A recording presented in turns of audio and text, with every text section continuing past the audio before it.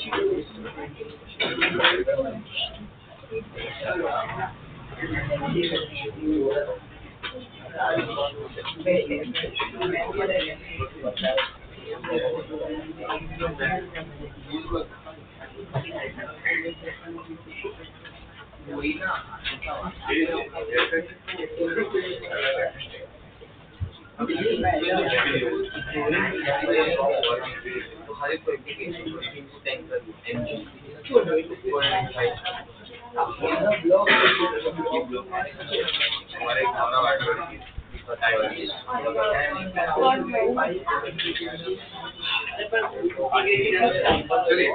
Question number 2 read कर बेटा, read कर। 50 kg man with 20 kg load on his head climbs up 20 steps of 0.25 meter height each. The work done by the man on the block during climbing is. देखिए क्या दिया हुआ है इसके अंदर। 50 केजी का एक आदमी है और 20 केजी का लोड जो है वो अपने सिर पे लेकर जो है जा रहा है, बरोबर। और climbs up 20 steps of 0.25 metre height work done by the man on the block during the climbing. मतलब जब वो ऊपर जा रहा है तो उस मैन ने कितना वर्क डन किया है ब्लॉक पे वो हमें निकालना है। तो काम करते देखिए, ये हो गया लिख के सबका।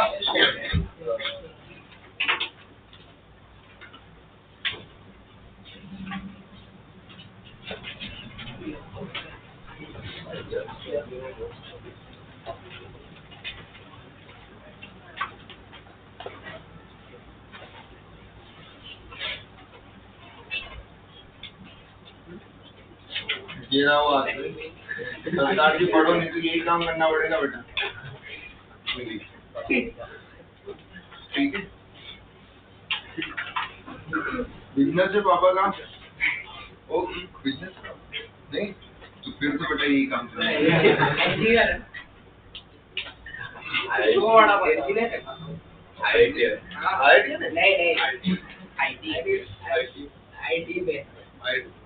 बेटा पापा इंजीनियर और बेटा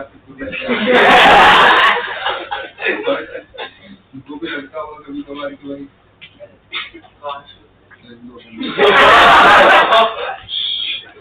सही सही सही। 20 केजी का ये जो एक ब्लॉक जो है ये पर्सन के सिर पे है और हमें बताना है कि इस पर्सन ने इस ब्लॉक को ऊपर ले जाने में, मतलब यहाँ से वो स्टेप से ऊपर जा रहा है तो कितना वर्क डन किया। मतलब यहाँ से वो कितनी हाइट तक जाएगा टोटल h, और वो हाइट कितनी होगी बताओ। 0.25। एक स्टेप का जो है हाइट कितना है 0.25 और ऐसे टोटल कितनी स्टेप चला है वो 20, तो टोटल हाइट कितनी हो जाएगी 5, बरोबर यहाँ तक। अब हमें ये जो ब्लॉक है, अब देखना इसका मतलब ये ब्लॉक भी कितना गया होगा 5 मीटर। ब्लॉक पे कौन कौन से फोर्स लग रहे हैं वो देखते हैं। ब्लॉक पे एक तो फोर्स लगाया होगा पर्सन ने ऊपर की तरफ को होल्ड करके रखने के लिए, इसको नॉर्मल रिएक्शन में बोल सकते हैं, यहाँ पे बोल सकते हैं force by the person on the block. और एक ब्लॉक का खुद का वेट लग रहा होगा। इन दो के अलावा कोई और फोर्स दिख रहा है क्या ब्लॉक पे? तो ये हमारे ब्लॉक पे यही दो फोर्स दिख रहे हैं। ये क्या है? Force by person on block, बरोबर यहाँ तक। तो अब हमारे को यहाँ पर भी पता है कि ब्लॉक इनिशियली में रेस्ट पे था, यहाँ पर भी फोर्स दिया हुआ नहीं है हमें, ठीक है। तो हम किसके थ्रू जाएंगे? जब फोर्स ना दिया हो किससे थ्रू जाओ? Work energy theorem. तो वर्क एनर्जी थ्योरम क्या बोलता है भैया? Net work done equal to change in kinetic energy. Block initially में भी रेस्ट पे था और बाद में भी रेस्ट पे है। Final 0, initial 0। Net work done के नाम पे एक तो फोर्स ड्यू टू एफ आएगा, एक force due to gravitational force आएगा, बरोबर। तो क्या हम बोल सकते हैं force due to F is equal to negative work done due to gravitational force. Gravitational force का वर्क डन क्या होगा बताओ? आप ऊपर जा रहे हैं नीचे आ रहा है? ऊपर जा रहा है तो माइनस, अरे हाँ या ना, माइनस माइनस हुआ प्लस, ब्लॉक का मास कितना है 20, मास किसका लेना है ब्लॉक का जो कितना है 20, मैन के मास से कोई लेना देना, जी का वैल्यू यहाँ पे कितना डाल दो, एच का वैल्यू कितना है 5, अब इसको सॉल्व करो मल्टीप्लाई करो, 10 दिया है, जी का वैल्यू कितना दिया, तो फिर आ गया 1000, समझा यहाँ पे, क्लियर हुआ, ये हमारा टाइप 2 कवर हुआ है, फिर हम करेंगे टाइप 3 कवर हुआ है, टाइप 4 शीट के अंदर 6.28, सर वो एफबीडी बनाया उसका हम फोर्स को एमजी करके फिर एफएस कॉस्ट। अब यहाँ पे है कि क्या हाँ फोर्स, अगर वो रेस्ट पे हम ऐसा भी कर सकते हैं, आप फोर्स निकाल के भी फिर वहां से एफएस कॉस्ट ऐसे डाल सकते हैं, उसमें हमें फोर्स निकालो ये करो, इससे बेटर है। फिर उसमें ये भी है ना कि वो कांस्टेंट वेलोसिटी से जा रहा है या एक्सेलरेशन से जा रहा है, अब वो वहां पर फिर उसके लिए एक्सेलरेशन है या नहीं है, वो सब कुछ फिर हमें चेक करना।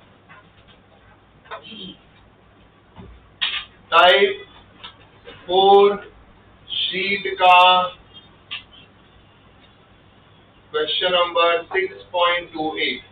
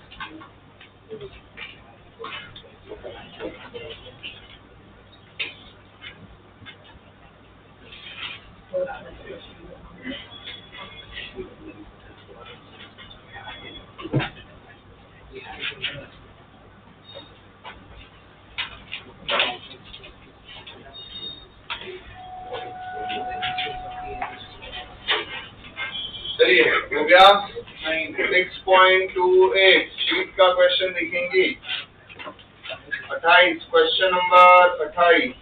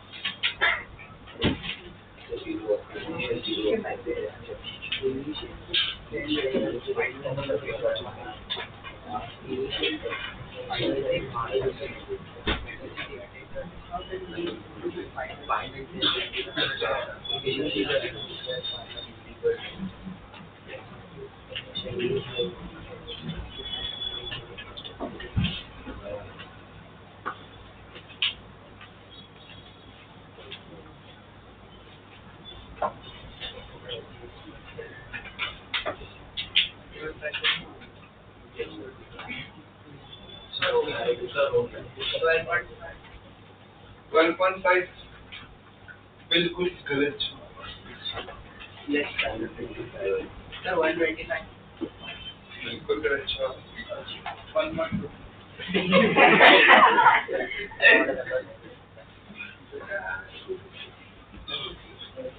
सॉल्व करने की कोशिश कर, धरती माता बुला रही है कि एक धरती के बोझ कुछ तो कर रहे हैं, बोल रहे हैं।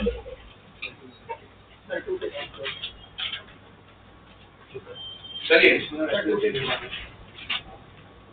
देखते हैं क्या दिया हुआ है यहाँ क्वेश्चन में। Object of mass 5 kg falls from the rest to a vertical distance of 20 meters, attain a velocity of 10 meter per second. How much work is done by the resistance of the air on the object? How much work done by the air? है ना, air के resistance की वजह से कितना work done होगा, that we have to find. यहाँ पे सबसे पहले देखो हो क्या रहा है, बॉडी नीचे आ रही है ऊपर जा रही है, बताओ नीचे की तरफ आ रही है। बॉडी का मास कितना है 5 kg, कितनी हाइट से गिर रहा है ये रहा बॉडी जिसका मास 5 kg है, और यहाँ से कितना नीचे आ रहा है ये 20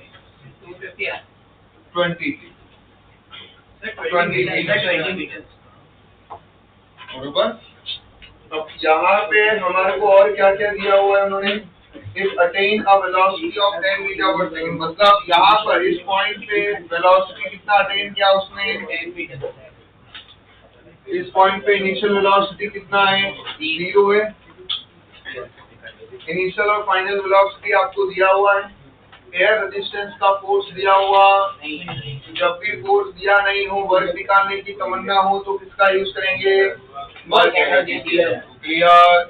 जब भी फोर्स दिया हुआ हो और फोर्स नहीं दिया है और वर्क निकालना है तो किसका यूज करेंगे, वर्क एनर्जी।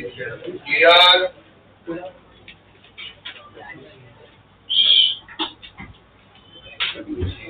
अब यहाँ पर देखो कौन कौन से फोर्स लग रहे होंगे। एक उसका वेट लग रहा है mg, उसके बाद में जब मोशन के अपोजिट डायरेक्शन में लगेगा एयर रेजिस्टेंस, तो अगर बॉडी नीचे आ रही है तो एयर रेजिस्टेंस कहाँ लग रहा होगा, ऊपर की तरफ। ये रहा एफ ऑफ एयर, बरोबर। अब यहाँ पे लगाते हैं हम formula, work energy theorem use करेंगे। तो दो चीज क्लियर हो गया है, फोर्स दिया नहीं है, फोर्स दिया हुआ नहीं है और वर्क निकालने की इच्छा है, तो क्या यूज करना है, वर्क एनर्जी। क्लियर है। जैसे आपको बिना ब्रेन का जोश चाहिए तो किसकी तमन्ना करनी है हमें,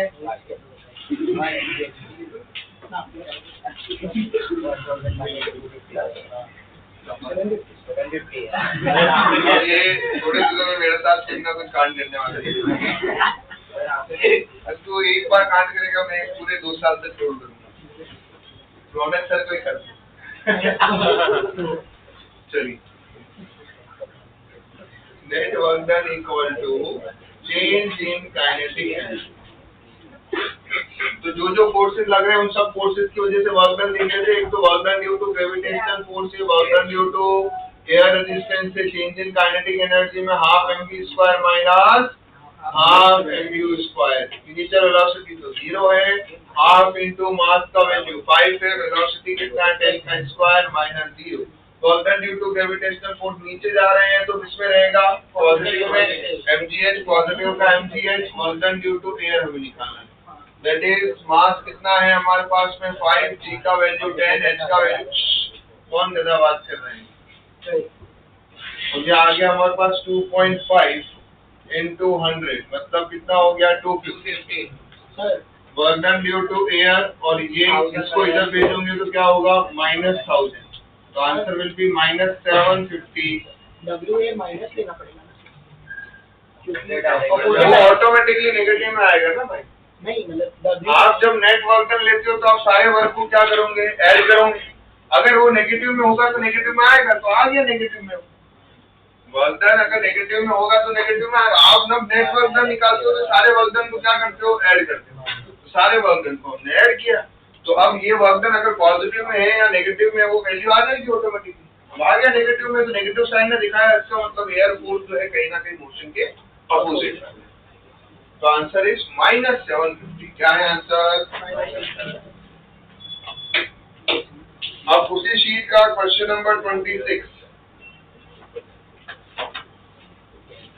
जल्दी लिखिए सप्ताह में और फिर करें क्वेश्चन नंबर 26 स्पीड का क्वेश्चन नंबर 26।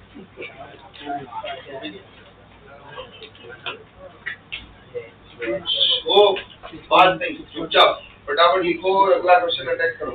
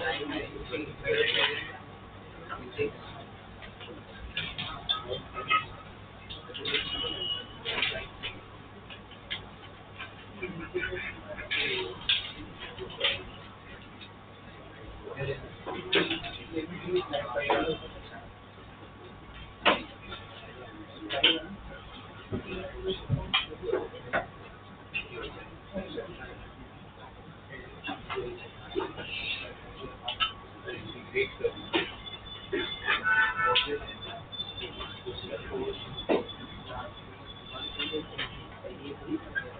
तो जो 9/2 सर 9/2 9/2 हो सकता है। चलिए देखिए क्या दिया हुआ है।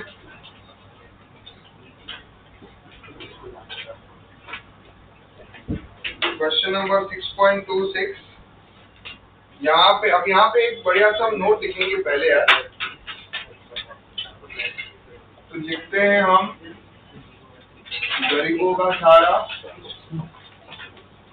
आप लोगों के लिए, सीधा आपको ये याद रखना है, ठीक है। इफ आपको डिस्प्लेसमेंट दिया हुआ है, क्या दिया है आपको? Displacement x is the function of time, इसका फंक्शन है टाइम, और आपको फाइंड करना है वर्क डन। क्या करना है? Find work. अब सिर्फ एक गिवन डेटा दिया है और हमें वर्क डन निकालना है, तो उस केस में आपको दो स्टेप में इस क्वेश्चन को सॉल्व करेंगे। स्टेप 1, आप वेलोसिटी निकालेंगे। वेलोसिटी इज इक्वल टू क्या होगा? dx/dt। इस वेलोसिटी में जब आप डिफरेंशिएट कर देंगे, अगर आपने टाइम जो है वो क्या रखा? t1 इनिशियल टाइम रखा,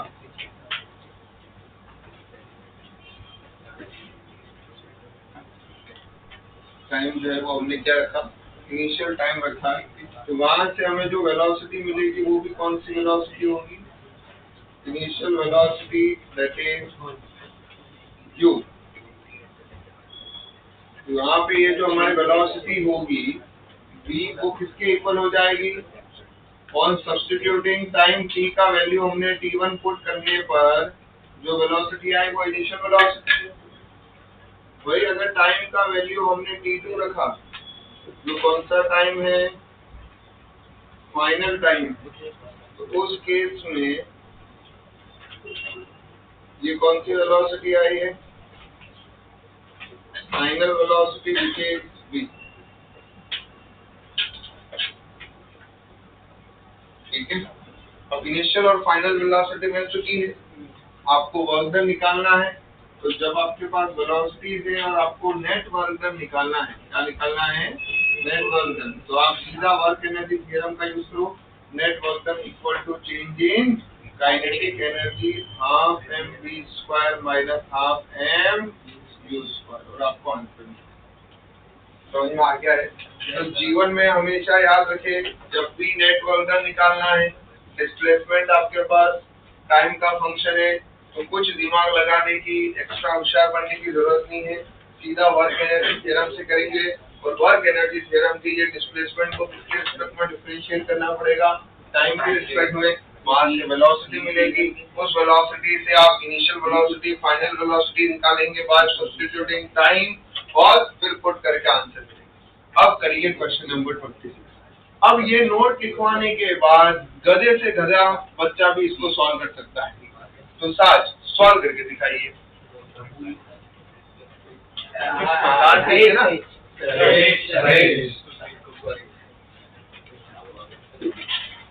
बहुत संभाल के रखा है इसको।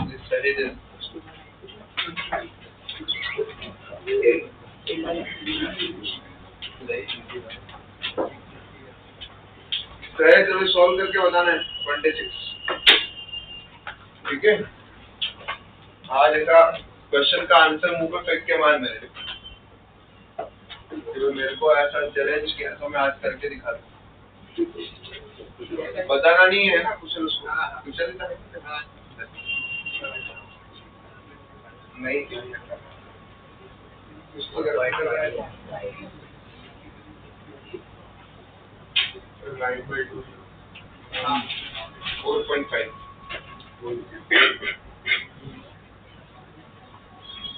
दीपांजना दीदी की हो गया है, सॉल्व हो गया आंसर आगे।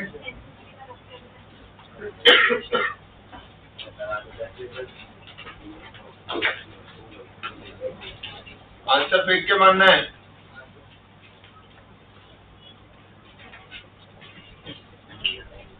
अब तक पेन फेंकता था, अभी आंसर फेंकना है।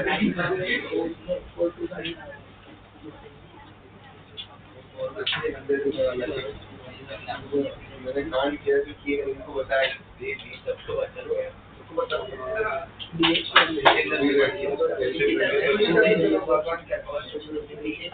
कुछ और कर रहे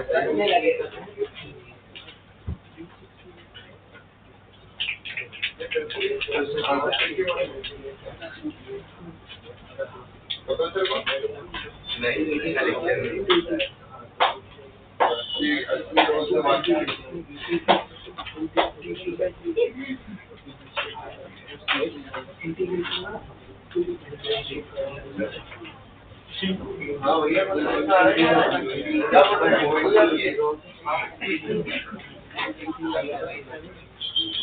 हो गया लिखिए। तो अभी नेक्स्ट करो इसमें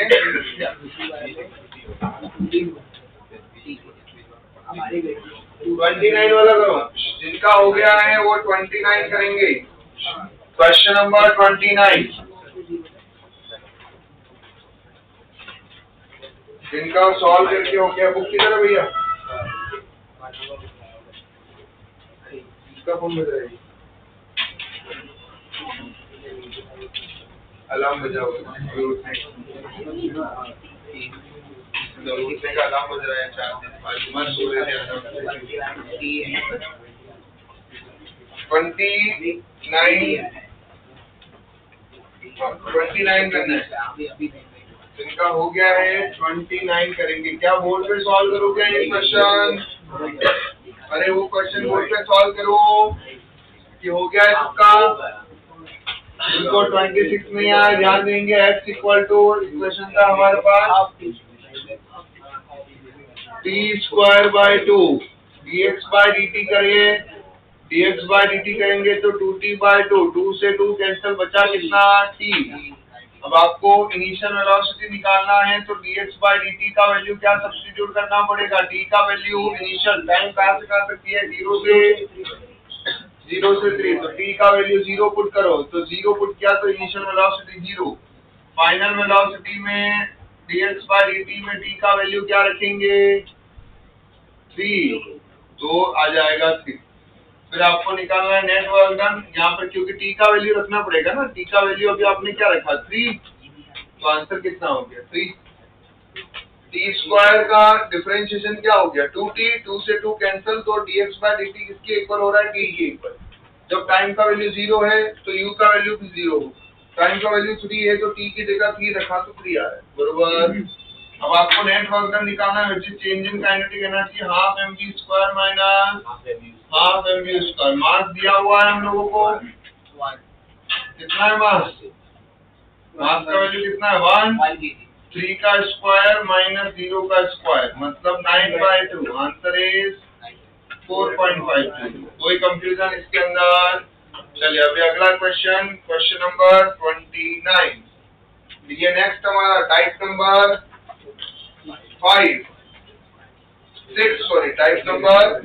6 होगा अभी।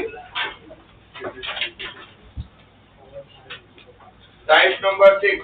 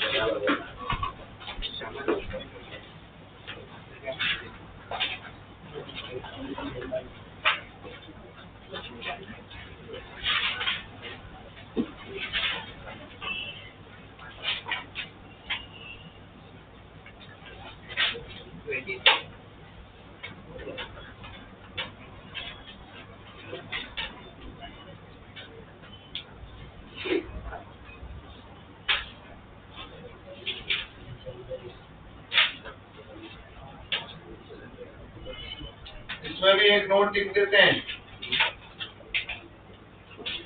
इसलिए ये हमारे पहले वाले नोट से रिलेटेड है। अगर आपको सीधा ही वेलोसिटी दिया है तो आप इनिशियल वेलोसिटी निकाल दो।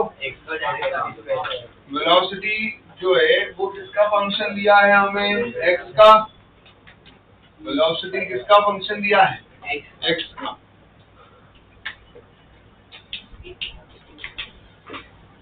Velocity is function of x। तो यहाँ पे एक काम करो, पहले x का इनिशियल वैल्यू डालो। तो वेलोसिटी भी कौन सा आएगी बताओ? हाँ, x का इनिशियल वैल्यू डालोगे तो हमारे को जो वेलोसिटी मिलेगी वो कौन सी वेलोसिटी मिलेगी? इनिशियल वेलोसिटी जो u के इक्वल हो।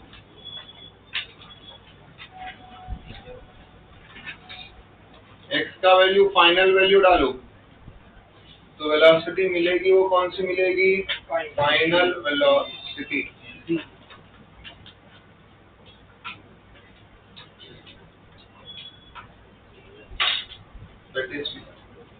इनिशियल फाइनल वेलोसिटी मिल गया है, फिर क्या करना पड़ेगा? नेट वर्क डन निकालना पड़ेगा। That is equal to change in kinetic energy, that is half mv² minus half m3। कर दीजिए सॉल्व, आंसर आ जाएंगी। यहाँ लिमिट दिया हुआ है 0 से लेकर b तक। तो अब 0 से लेकर d तक दिया हुआ है वैल्यू। तो आपके पास में इनिशियल वेलोसिटी क्या है? वेलोसिटी क्या दिया हुआ है? v equal to a root x, बरोबर? a रूट x ही है। तो अब यहाँ x का वैल्यू कहाँ से कहाँ तक दिया? 0 से कहाँ तक जा रहा है वो डिस्टेंस? b तक। तो इनिशियल वेलोसिटी में x की जगह पे क्या रखना पड़ेगा? 0। ये तो 0 हो गया है। फाइनल वेलोसिटी में x की जगह पे क्या रखोगे? d। तो ये a रूट d आ गया। अब इनिशियल वेलोसिटी है, फाइनल वेलोसिटी है, वर्क डन निकालना है। तो net work done equal to क्या होगा? Change in kinetic energy half mv² minus half mu²।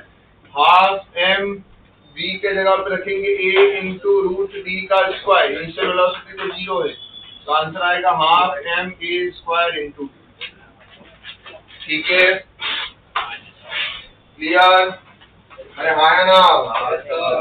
चलिए अगला टाइप 7।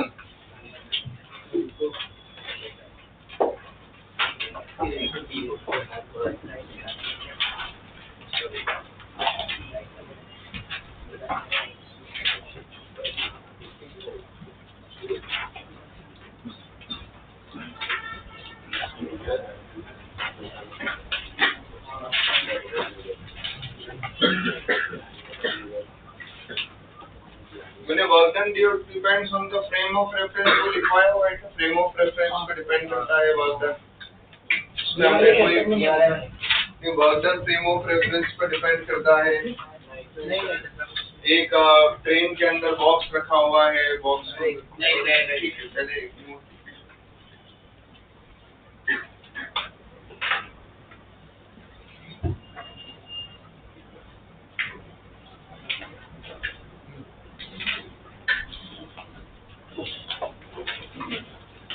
रब करें।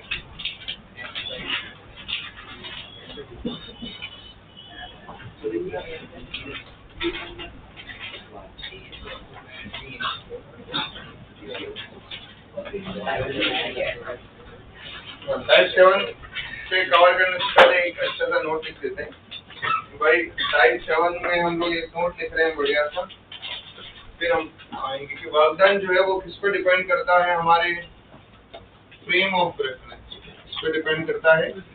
या फिर हाँ, पहले एक बढ़िया सा नोट बना के लिख दो कि भाई work done depends on the frame of reference.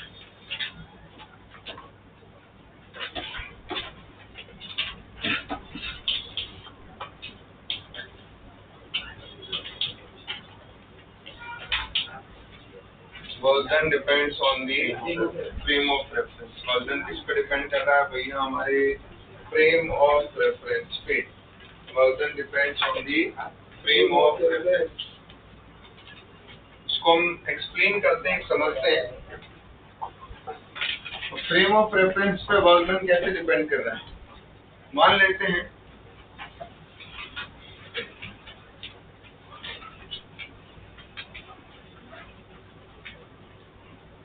ये एक ब्लॉक रखा हुआ है और ये रहा हमारे सहज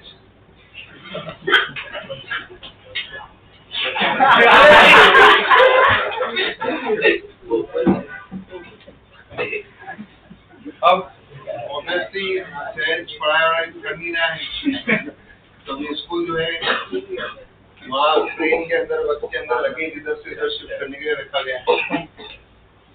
अब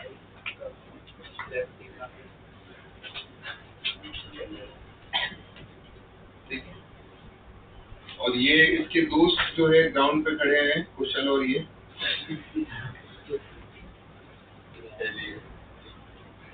ठीक है,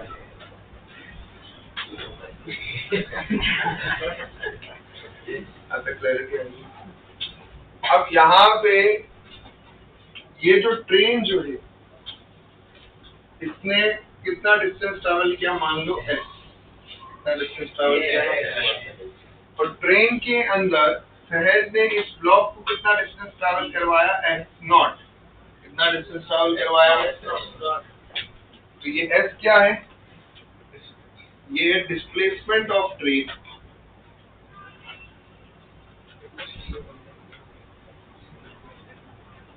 और एस नॉट क्या है, displacement of block with respect to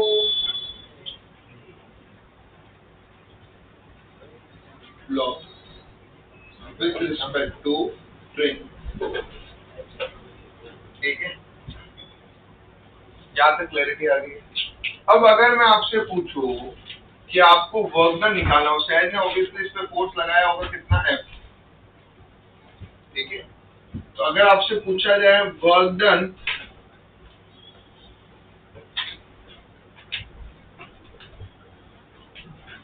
bye the force, ये फोर्स F लग रहा है, ये रहा force, work done by force with respect to ground, इसके रिस्पेक्ट में पूछा जाए ग्राउंड के रिस्पेक्ट में, मतलब कुशल कहाँ खड़ा है, ग्राउंड पर खड़ा है, तो कुशल के रिस्पेक्ट में हमें वर्क डन निकालना है।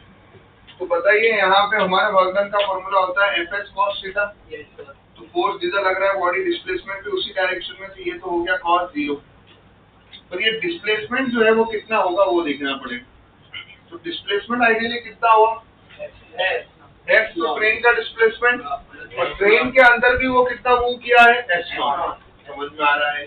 जब ये इनिशियली में मान लेते हैं कि ये ट्रेन है हमारे, ये यहाँ पे ये ब्लॉक रखा हुआ है और यहाँ पे ये पॉइंट है, वो ग्राउंड का ये पॉइंट, ये यहाँ कुशल खड़ा है। तो इनिशियल, अब अगर ये यहीं पे ब्लॉक रहता तो शायद जितना ट्रेन मूव करती है ब्लॉक भी उतना ही मूव करता, पर ये ब्लॉक ट्रेन के अंदर भी पीछे से कहाँ गया है, आगे गया। तो आइडियली उसने डिस्प्लेसमेंट उसका कितना हुआ, उस पॉइंट से देखेंगे तो ट्रेन का डिस्प्लेसमेंट प्लस ब्लॉक ने जो ट्रेन में डिस्टेंस ट्रैवल किया है वो कितना होगा, एस प्लस एस नॉट। आपने रिलेटिव मोशन पढ़ लिया है, रिलेटिव मोशन पढ़ा है। रिलेटिव मोशन में भी ऐसे कुछ होता है। अगर आप लिखोगे displacement of block with respect to ground, ऐसे लिखा जाता है, F equal to displacement of block minus displacement of ground, ऐसे ही कुछ लिखा गया है।